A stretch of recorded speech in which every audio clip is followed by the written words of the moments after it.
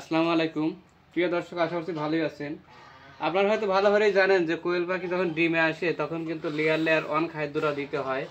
তো আমিও layer one খাদ্যটা বাজার থেকে নিয়ে আসছি, কিন্তু আনার পরে দেখি কোয়েল পাখিকে যখন খাইতে দিছি প্রচুর পরিমাণে খাদ্য নষ্ট করতেছে। কারণ দেখেন বিশাল বিশাল দানা, এটা আসলে কোয়েল পাখির পক্ষে খাওয়া সম্ভব না।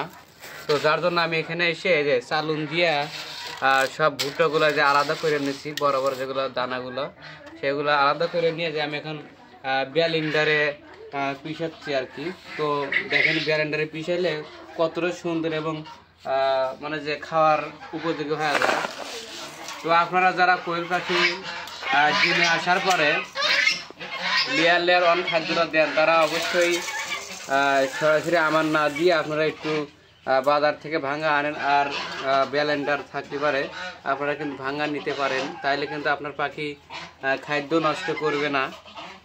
তো এই যে আমি এখন খাদ্য একটু ঠিক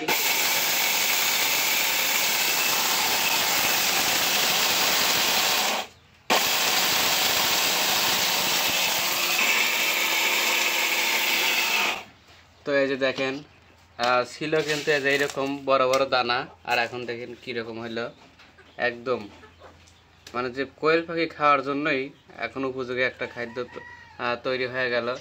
সো আপনারা যারা দেখতেছেন যে আপনার পাখি প্রচুর খাবার নষ্ট করতেছে, তাহলে কিন্তু আপনারা ব্যালেন্ডারের মাধ্যমে এভাবে কিন্তু গুঁড়ো করে নিতে পারেন। দেখেন আমার খাদ্যগুলো দেখেন এখন কি একদম ফিনিশ, পাখি খাইবে আর মনে দৌড়বে।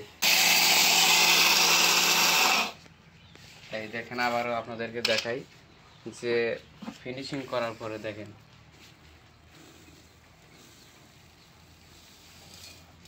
একদম কোয়েল পাখির খাদ্য হয়ে যাইতেছে এখন।